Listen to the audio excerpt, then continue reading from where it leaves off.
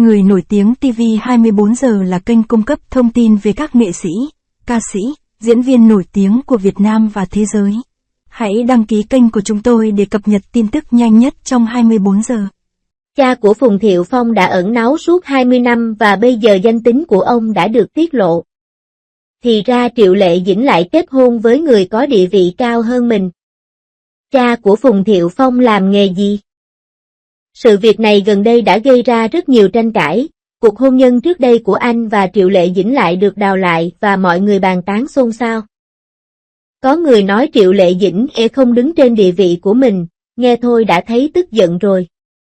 Hôm nay, chúng ta hãy nói về điều này. Trước tiên chúng ta hãy nói về Triệu Lệ Dĩnh.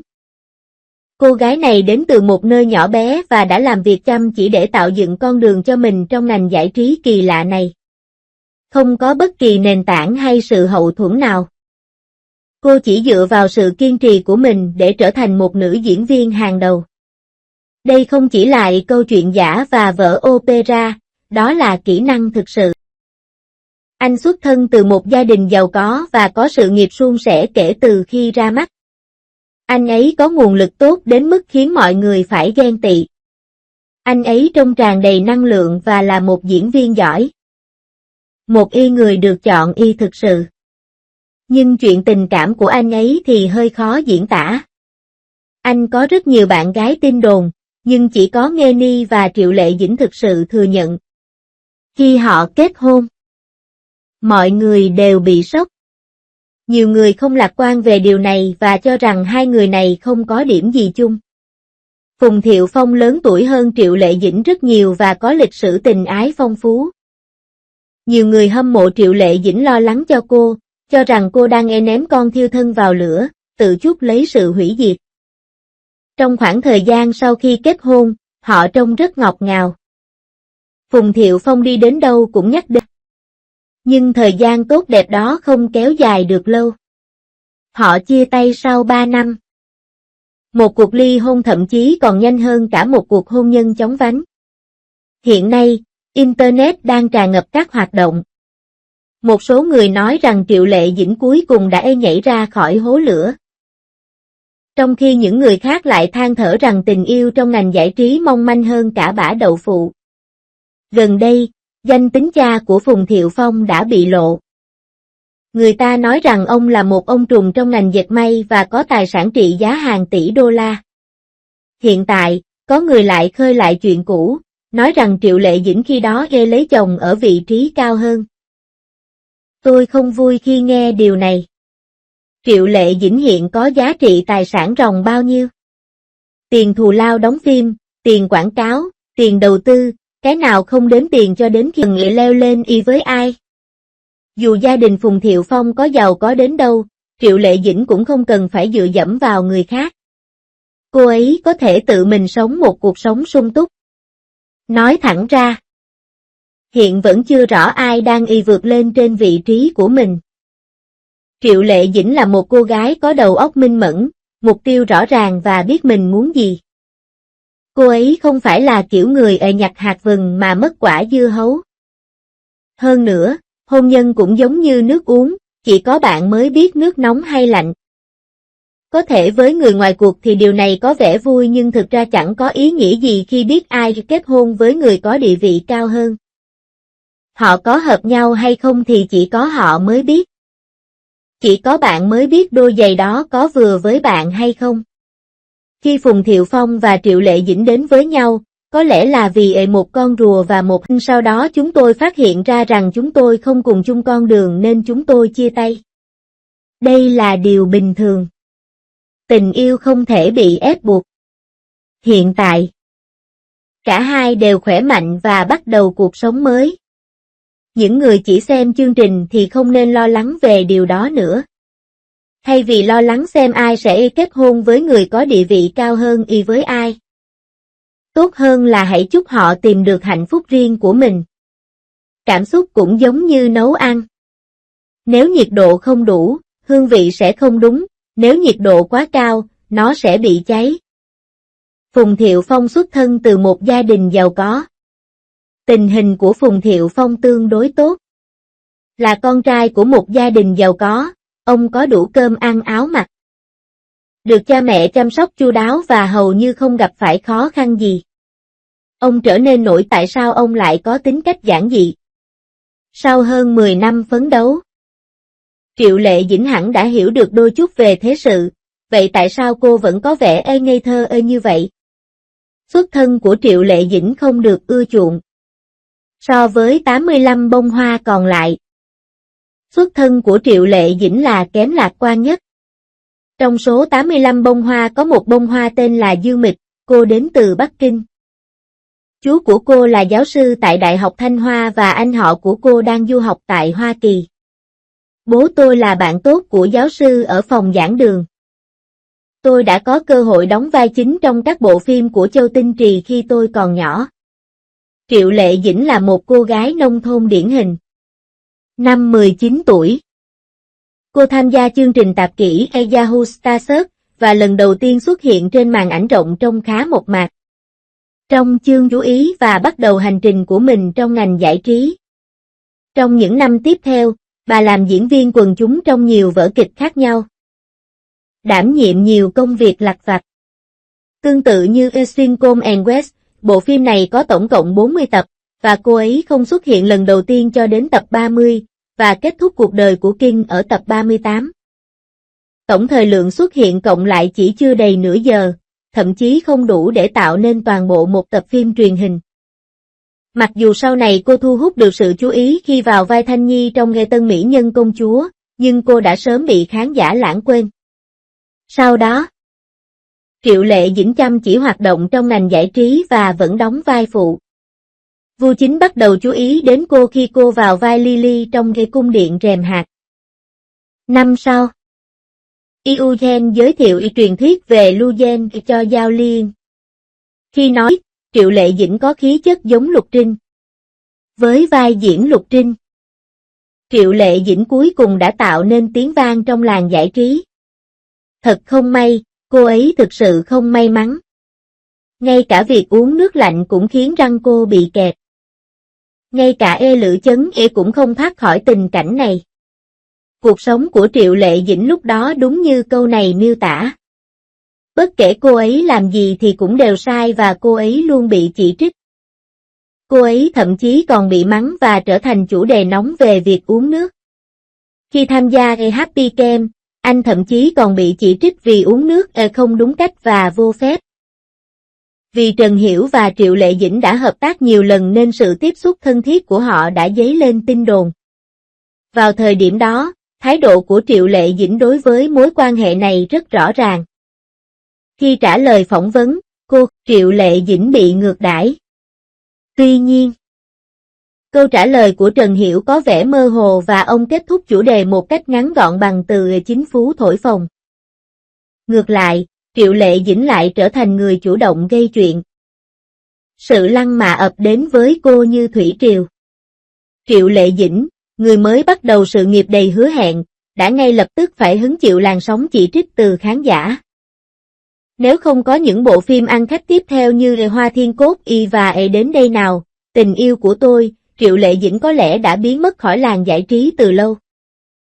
Kể cả khi cô có tác phẩm thì nó cũng chỉ mang lại cho cô cơ hội để thể hiện mình trước công chúng, và những người khác vẫn coi thường cô. Triệu Lệ Dĩnh vô tình ngã xuống hồ bơi khi tham gia trò chơi Running Man, và suýt chết đuối. Những người đó lúc đó rất gần cô phản kháng dữ dội như vậy. Nhưng cuộc đời của Triệu Lệ Dĩnh thực sự rất đau lòng. Những người khác có thể đạt đến đỉnh chỉ sau một lần chơi. Triệu Lệ Dĩnh đã tham gia quay nhiều bộ phim truyền hình ăn khách nhưng vẫn thường bị mọi người xa lánh. Tại lễ trao giải Starlight Award 2019, 6 thành viên đã cùng nhau giành giải thưởng. Tuy nhiên, khi nhiều người tụ tập lại, Triệu Lệ Dĩnh là người duy nhất vắng mặt. Phải đến khi nhận được giải thưởng, Triệu Lệ Dĩnh mới lặng lẽ bước ra khỏi góc, tay giữ váy. Năm đó, mặc dù Minh Lan truyện nghề cực kỳ nổi tiếng, Triệu Lệ Dĩnh vẫn không được mọi người công nhận. Mặc dù cô luôn bị loại trừ. Nhưng người ta chưa bao giờ thấy cô loại trừ người khác kể từ khi du hành cùng Phượng Hoàng thực sự thành công. Triệu Lệ Dĩnh cũng giống như Lục Chấn. Dù chứng kiến vô số chuyện xấu xí, nhưng trong cuốn sách Du hành cùng Phượng Hoàng, sự quan tâm, chăm sóc của bà dành cho thế hệ trẻ hiện rõ ở khắp mọi nơi. Trong bộ phim truyền hình Minh Lan truyện, cô đã xuất hiện với vai trò khách mời trong Nghề Phượng Hoàng du hành theo sự giới thiệu của người hầu Tiểu Đào. Sau khi đã trải qua những thăng trầm, bạn cũng nên tạo cho người khác một mái nhà để nương tựa.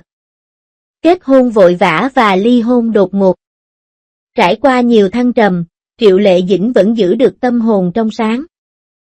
Cuộc hôn nhân và ly hôn lặng lẽ và rõ ràng. Kết hôn vội vã vào năm 2018. Vài tháng sau, cô ấy thông báo rằng mình đã mang thai.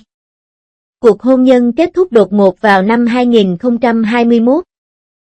Tin đồn ngoại tình bắt đầu lan truyền khi Triệu Lệ Dĩnh và Phùng Thiệu Phong cùng nhau quay bộ phim Tây Du Ký, Nữ Vương Thiên Quốc vào năm 2000.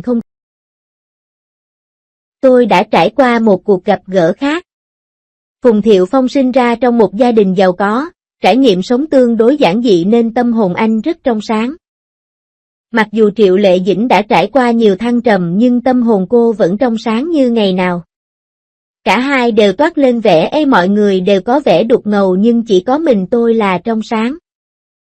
Trong môi trường phức tạp của ngành giải trí, khi hai con người trong sáng gặp nhau, việc họ đồng cảm với nhau là điều tự nhiên. Trong vở kịch, sau khi Minh Lan và Cố Đình Giả kết hôn, họ đã cùng nhau trải qua nhiều thăng trầm. Đây hẳn là cuộc sống hôn nhân lý tưởng trong tâm trí của mọi người. Thực ra, tình cảm đã phát triển giữa hai người vào thời điểm này. Qua câu chuyện của Cố và Thịnh, họ cảm nhận được vẻ đẹp của hôn nhân, dần dần bị cốt truyện hấp dẫn và bắt đầu nghĩ đến chuyện kết hôn. Không lâu sau khi họ chính thức tuyên bố kết hôn, Minh Lan trong vở kịch giống như hiện thân của Triệu Lệ Dĩnh. Nhưng Cố Đình Nghiệp và Phùng Thiệu Phong không hợp nhau. Ý kiến của Phùng Thiệu Phong kém cứng rắn hơn nhiều so với Cố Đình Nghiệp. Có tin đồn rằng việc anh chia tay với Nghê Ni là do sự can thiệp của mẹ Phùng Thiệu Phong. Khi nói đến mối quan hệ giữa nam và nữ, vì bạn không muốn đi ngược lại kỳ vọng của cha mẹ, thì cứ thế đi. Ông không thể đưa ra quyết định ngay cả trong những vấn đề nhỏ. Sau khi con của Phùng Thiệu Phong và Triệu Lệ Dĩnh chào đời, họ không có ý định công khai đứa trẻ trước công chúng. Tuy nhiên, Phùng Thiệu Phong đã vô tình tiết lộ biệt danh của đứa trẻ khi tham gia một chương trình tạp kỹ. Lúc này, bạn có thể thoải mái nói điều gì đó để che giấu những chuyện đã xảy ra trong quá khứ. Tuy nhiên, Phùng Thiệu Phong vẫn nhất quyết gọi điện cho Triệu Lệ. Điều này không chỉ không thể chấp nhận được với Triệu Lệ Dĩnh mà ngay cả bạn và tôi cũng sẽ bị sốc khi nghe về nó. Khi một người mạnh mẽ và độc lập hòa hợp với một người không có chính kiến riêng thì chắc chắn sẽ gây ra rất nhiều xung đột. Khi sức hút của các nhân vật trong phim điện ảnh, truyền hình và tình yêu nồng cháy dần phai nhạt theo thời gian, hai người có tính cách không hợp nhau cuối cùng tự nhiên chọn cách ly hôn. Tuy nhiên, hai người này hoàn toàn xứng đáng với danh hiệu vô tội. Không có sự cáo buộc hay tranh chấp lẫn nhau về tài sản, và vụ ly hôn được công bố một cách hòa bình vào thời điểm họ ly hôn. Không có tin đồn nào lan truyền giữa hai người, ngay cả khi bạn ly hôn, bạn cũng nên làm điều đó một cách đàng hoàng. Cuộc sống của họ không liên quan gì đến ngành giải trí và họ sống một cuộc sống khá trong sáng. Sau khi một cặp đôi yêu thương và hòa thuận ly hôn, họ dần dần gia tăng. Nếu như hai người bề ngoài có vẻ hòa hợp nhưng bên trong lại không hòa hợp thì Triệu Lệ Dĩnh đã bắt đầu một cuộc khẩu chiến ở trong giới giải trí từ lâu rồi. Nhưng chẳng có chuyện gì xảy ra cả. Triệu Lệ Dĩnh ngày càng thể hiện tốt hơn trong làng giải trí. Chỉ trong vài năm, Triệu Lệ Dĩnh đã hoàn thành xuất sắc quá trình chuyển đổi vai diễn của mình. Người phụ nữ câm điếc được khắc họa trong Ngày Điều 20 không chỉ phá vỡ hình tượng đẹp đẽ trước đó mà còn cho thấy số phận bi thảm của những người bình thường. Vai diễn này có thể được coi là bước ngoặt quan trọng trong sự nghiệp diễn xuất của Triệu Lệ Dĩnh. Ngày nay, những bộ phim truyền hình có nhân vật nữ chính mạnh mẽ rất được ưa chuộng trên thị trường. Nhưng khi một bộ phim truyền hình có nhân vật nữ chính mạnh mẽ thực sự xuất hiện trước mắt chúng ta, Cú sốc mà nó mang lại vượt xa bất kỳ tác phẩm hư cấu nào. Triệu Lệ Dĩnh hiện có tất cả mọi thứ. Mặc dù luôn ở bên cạnh Magnolia, cô vẫn lại vị vua không ngai vàng nghị thực sự so với Phùng Thiệu Phong. Ông dường như không có tác phẩm nào đáng chú ý và dần bị lãng quên. Tuy nhiên, đối với hai người luôn sống hòa thuận, sự bất bình đẳng trong sự nghiệp không làm thay đổi thái độ của họ đối với nhau. Tại sao bạn lại chắc chắn như vậy? Bởi vì con cái là nhân chứng chân thực nhất cho mối quan hệ của cha mẹ, bạn có thể thấy mối quan hệ giữa họ bằng cách quan sát cách họ đối xử với con cái mình. Sau khi ly hôn, Triệu Lệ Dĩnh tập trung toàn bộ sức lực vào công việc. Đã 3 năm trôi qua kể từ khi ly hôn. Trong thời gian đó anh đã quay 3 bộ phim truyền hình và 1 bộ phim điện ảnh và tham gia vào nhiều hoạt động, cô ấy không có nhiều thời gian rảnh. Nhưng cô ấy luôn dành thời gian cho con cái bất cứ khi nào có thể, vì vậy, mỗi khi ảnh đời thường của Triệu Lệ Dĩnh được hé lộ, thỉnh thoảng tôi đi cắm trại với bọn trẻ. Thỉnh thoảng chúng tôi cùng nhau đi sở thú. Khi ở bên các con, gương mặt Triệu Lệ Dĩnh luôn tràn ngập niềm hạnh phúc chân thành. Phùng Thiệu Phong cũng thường xuyên chơi đùa cùng các con, không ai trong số họ bỏ lỡ sự trưởng thành của con mình vì cuộc ly hôn, mặc dù quyền nuôi con không thuộc về Triệu Lệ Dĩnh. Chỉ cần Triệu Lệ Dĩnh muốn gặp con thì không ai có thể ngăn cản cô. Phùng Thiệu Phong rất hoan nghênh Triệu Lệ Dĩnh thỉnh thoảng đến thăm các con. Đôi khi bạn có thể thấy 3 người trong số họ đi cùng nhau, đi cùng con cái của họ. Từ cách họ đối xử với con cái, có thể thấy giữa Triệu Lệ Dĩnh và Phùng Thiệu Phong không hề có mâu thuẫn. Nguyên nhân dẫn đến việc ly hôn hoàn toàn là do tính cách không hợp nhau, không phải do vấn đề đạo đức của bất kỳ ai. Như Trần Tư Thành đã nói với con trai mình khi anh tham dự buổi ra mắt phim của Đồng Lệ Á, những người có thể đến đây. Trần Tư Thành và Đồng Lệ Á đã kết thúc cuộc hôn nhân nhưng họ vẫn có thể chung sống hòa thuận như một gia đình, tràn đầy tình cảm và sự thấu hiểu. Điều tương tự cũng xảy ra với Triệu Lệ Dĩnh và Phùng Thiệu Phong. Vì tính cách giản dị của mình, hai người đã nảy sinh tình cảm với nhau và bắt đầu hẹn hò. Vì tính cách giản dị nên cả hai vẫn có thể chung sống hòa thuận như những người trong gia đình sau khi ly hôn, chỉ khi nguyên liệu phù hợp thì mới có thể làm ra món ăn ngon. Phùng Thiệu Phong và Triệu Lệ Dĩnh nấu món ăn không ngon nên đã chia tay. Không có gì to tát cả, cuộc sống giống như một bàn tiệc đầy ắp các món ăn, với đủ mọi hương vị ngọt, chua, đắng.